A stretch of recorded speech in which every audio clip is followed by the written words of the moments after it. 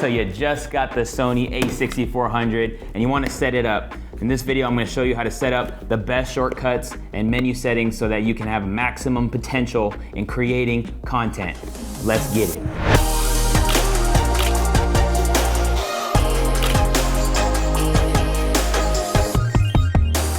So if you're not new here on Think Media, you know that we love the Sony a6400. We've been using it since it came out. We actually have a few bodies here at Think Media, and this camera is just really good for getting started and actually growing with your camera, in regards to like having interchangeable lenses, incredible autofocus, the flip up screen.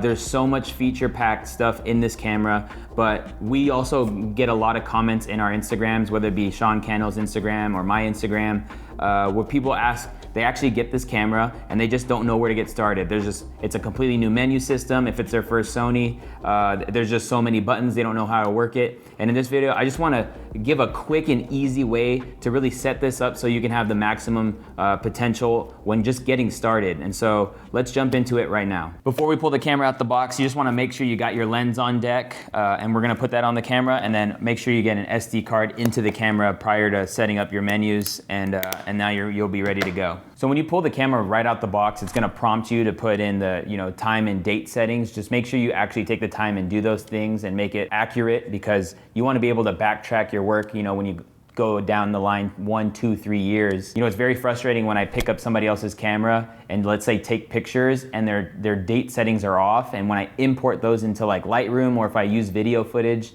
it just tells the program that it's 2018 when they originally bought the camera, but it's 2019. So you just wanna make sure you set that up. But once you do, and you're in your menu, ready to go, one of my favorite things about what Sony has done is they've listened to the consumer. And a lot of people used to complain about the menus of Sony's, but they've kind of helped that by putting a My Menu setting. It's just simply, it's a customizable menu that I have found myself going to more than the menus itself. And that's because I'm gonna put the things that you're gonna access the most in regards to shooting video and photo content. And so let's get started. You're gonna go to the star, which is the My Menu setting, and you're gonna go to Add Item.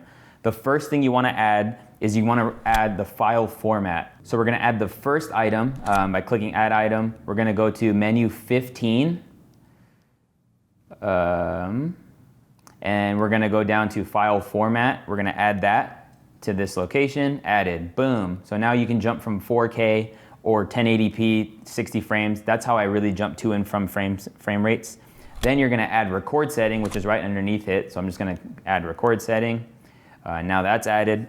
So the next thing you wanna add is the audio record settings. And I always find myself changing my levels, audio record level right there. I always find myself changing levels when I'm using a boom, when I'm using a lav, when I'm vlogging. And so you want that right on hand to be able to adjust. The next thing you want to add is the interval shoot function, and that's the ability to shoot time lapses. Every time you get a new camera that has the ability to shoot time lapses, it's always hard to go in the menu and try to find exactly where it is. So you can actually put it in your custom menu. And so we're going to add the interval shoot function right there in our menu, and we're good to go. And the very last thing I make sure that's in my custom menu is format. When you put in a card, you want to be able to format it, and it's always frustrating, again, trying to find where that is in the menu. So I'm just gonna add it to my custom menu, and once that's there, you're good to go. As you can see, the few things that I have on my custom menu is your file format, your frame rate, your record level, the time lapse, and then your actual format, your card, the ability to format your card itself. And so once you get that all good to go, the next thing you wanna do is you wanna go into the number 2 setting, and on your way there, I think this is just best practice, change your exposure mode from program auto to manual. You'll find it very frustrating, because even when you put different settings on your camera, that it's just gonna resort to auto mode, even if you wanna take full control. So just make sure you do that real quick. And then, so on your way there, you're gonna go to page number 8, under the second menu, and as you can see, it's just a big area where you can actually customize the buttons that Sony allows you to customize, which is always a cool feature. And so the few things I do is, the first one is this back button right here. I love to make that my AF on button, and so I'm gonna go right over here to the 6th menu, and then I'm gonna add AF on. What that means is, when I'm holding the camera and there's a subject right there, I can just push that real quick and it'll lock focus based off of what I want to lock focus on. And then I like to change the third button to focus area.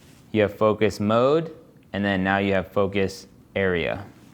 You want to access to your focus area and your focus mode really quick because those two things really determine your autofocus abilities.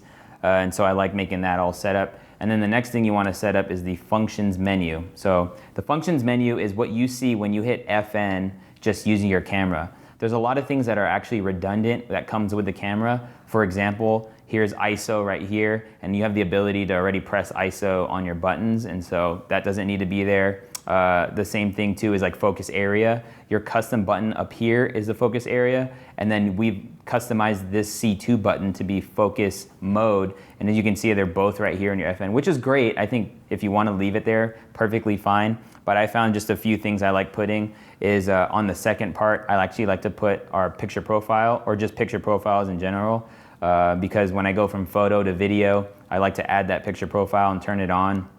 We use a custom picture profile here at Think Media, and you can watch that video. I'll put a link into it in the YouTube card and in the description below.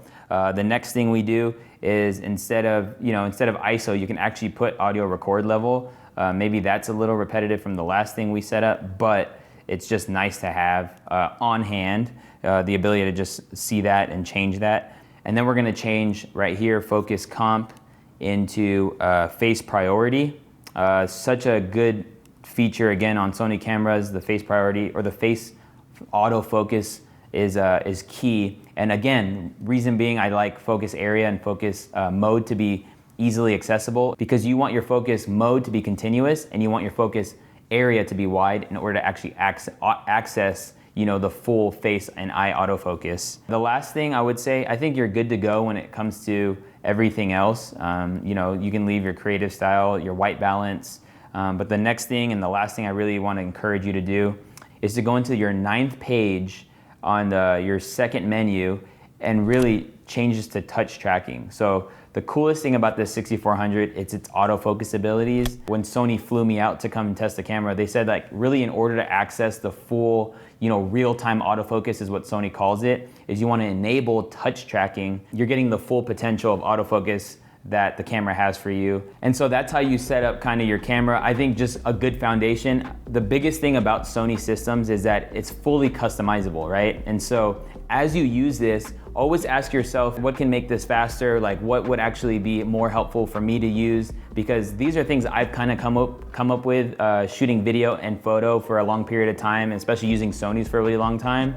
But you'll find it maybe a little bit different with whatever you're doing more work of. If you're vlogging more or if you're behind the camera more or what have you. This is kind of, I guess, a setup for someone who would be not only behind the camera, but also in front of the camera. And obviously with the flip up screen, you want to take those things in mind because you can also set up things that help you get to real quick with just using the touch screen. Well, hey, if you got any value in this video, why don't you hit the like button? And we also have made quite a few videos here on Think Media about the Sony a6400. If you want to check out that playlist, make sure to check it out. We'll put in the YouTube card and in the description below. And question for you is this your first Sony or is it your second Sony? Let us know in the comment section below and we'll make sure to see you in the next video. Take it easy.